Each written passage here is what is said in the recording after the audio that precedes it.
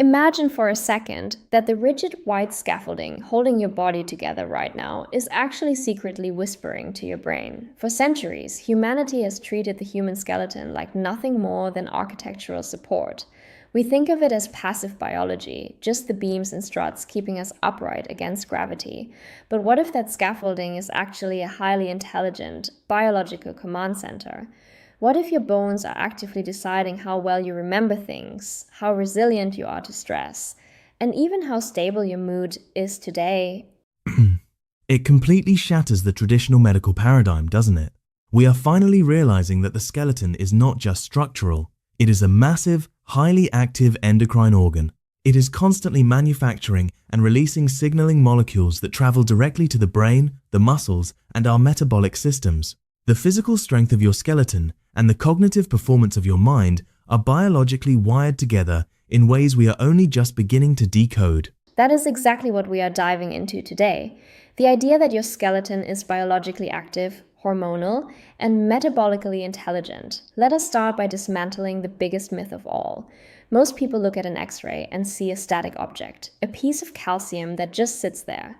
But biologically, bones are very much alive, aren't they? Incredibly alive, bone tissue is in a constant state of remodeling itself. It is a dynamic, bustling environment. You have specific cells called osteoblasts, which are essentially the builders constructing new bone tissue. At the same time, you have osteoclasts, which are the demolition crew, constantly breaking down old, damaged tissue. This continuous turnover does not just keep your bone strong enough to handle physical impact, it actively regulates your body's mineral balance and, crucially, its hormonal signaling. So it is less like a wooden frame holding up a house, and more like a city that is constantly tearing down old buildings and constructing new ones, while simultaneously broadcasting chemical signals to the rest of the body. That is a perfect analogy. The skeleton is metabolically active tissue.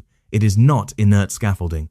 Because of this constant remodeling, the skeleton continuously communicates with the rest of the body. And this brings us to one of the most fascinating discoveries in modern biohacking and neuroscience. A specific hormone produced by your bones called osteocalcin. Osteocalcin. This is the chemical messenger that really changes the game, right? How exactly does a hormone produced in our shin bones or our ribs end up affecting how we think and feel? Osteocalcin is produced by those bone-forming cells we just mentioned, the osteoblasts. For a long time, scientists knew it was involved in bone mineralization. But then, researchers made a stunning observation.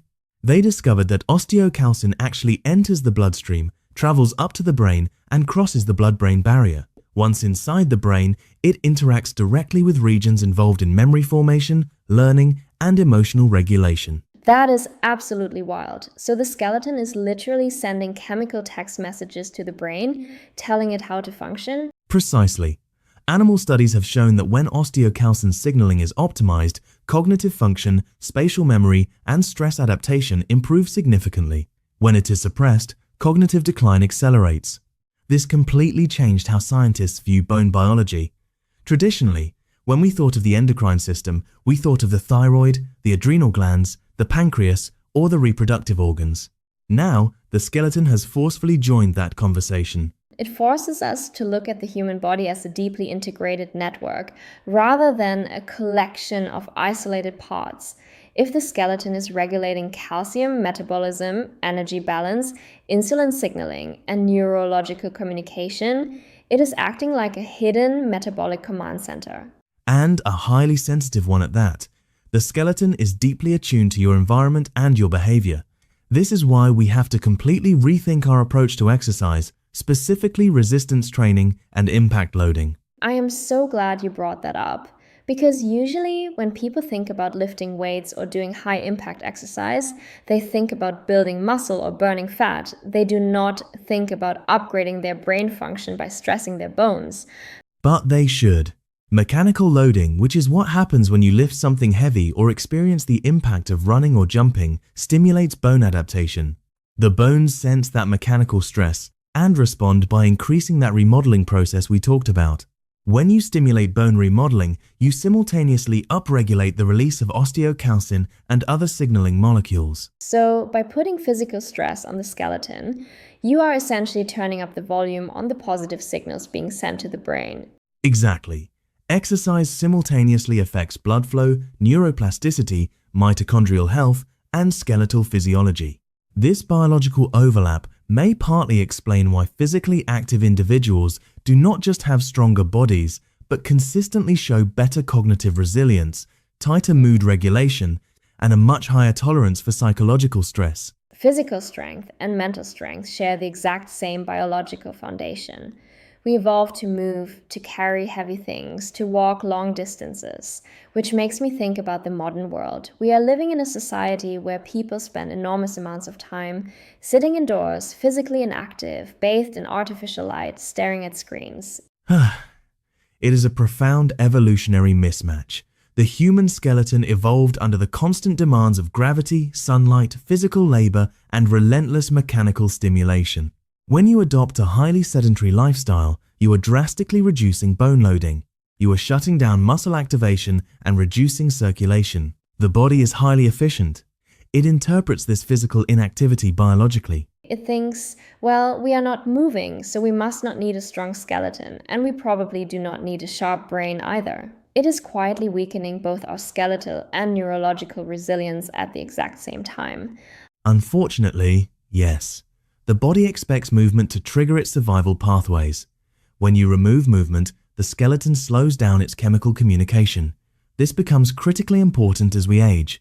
Loss of bone density, conditions like osteopenia or osteoporosis, often parallel a much broader physiological decline. You see this all the time. Someone gets older, they become frail, their posture changes, and suddenly their cognitive function seems to slow down as well. It is never just one system failing in isolation.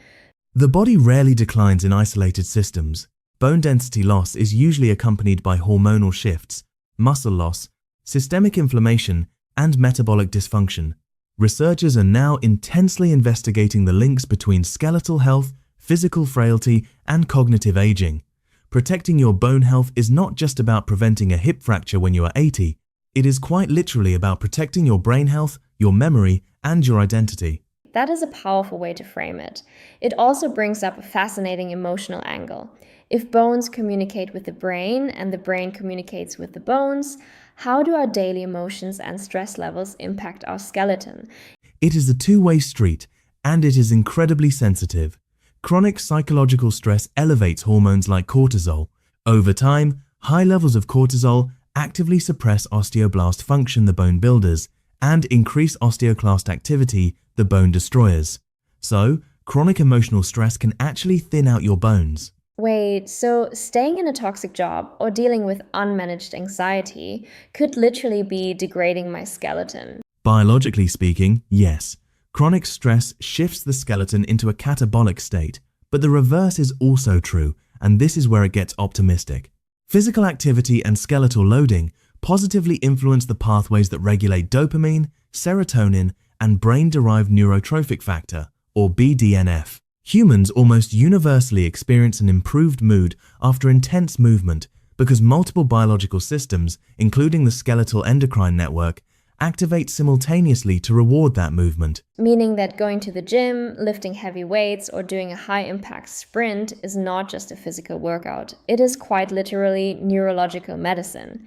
You are using your skeleton as a pharmacy to dispense mood-stabilizing drugs directly to your own brain.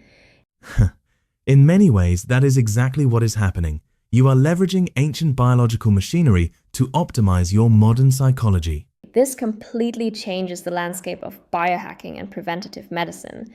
If we know that the skeleton is this communicative, adaptive network, where does this take the future of human optimization? The future of medicine and longevity will increasingly recognize that bone health is cognitive health. We are moving toward a reality where AI health systems and advanced wearables will not just track your heart rate or your sleep.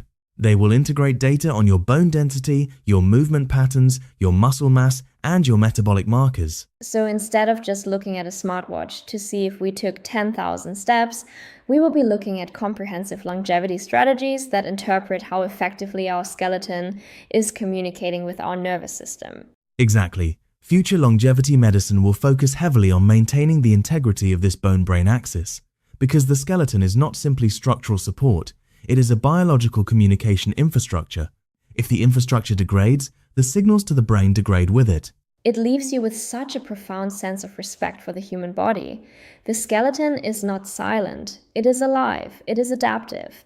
It is a hidden endocrine network carrying ancient survival intelligence that we are only just beginning to tap into. And perhaps true cognitive resilience does not begin only inside the brain. Perhaps it begins within the physical architecture supporting the entire human organism. Because at the deepest biological level, strength itself may be neurological. A powerful thought to leave on. The next time you take a step, lift a weight, or simply stand up tall, remember your bones are talking to your brain. Make sure they have something good to say.